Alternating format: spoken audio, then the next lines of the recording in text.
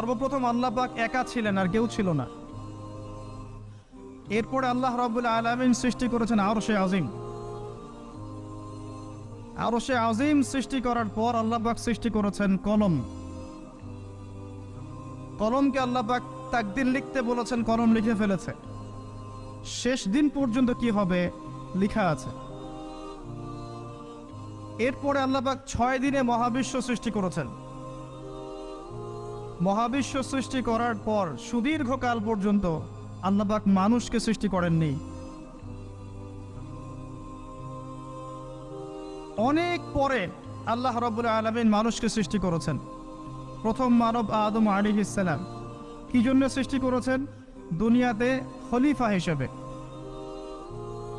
খলিফাকে যে আল্লাহ পাকের বিধান অনুযায়ী বিচার ফয়সালা করে, খলিফা করে পাঠিয়েছে। সূরা বাকারা পড়েন। খলিফাকে, খলিফা আরো একজনকে বলা হয়েছে দাউদ আলাইহিস সালাম। তার ব্যাপারে সূরা সাদের মধ্যে বলা হয়েছে, ইয়া দাউদ ইন্না জাআলনাকা খলিফাতান ফিল আরদ ফাহকুম বাইনান নাসি বিল হক। হে দাউদ, আমি তোমাকে খলিফা করেছি পৃথিবীতে, মানুষের মাঝে হকের মানদণ্ডে বিচার ফয়সালা করো, এটাই তোমার কাজ।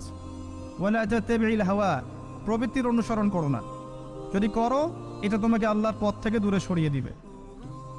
নিশ্চয়ই যারা নিজেদের প্রবৃত্তি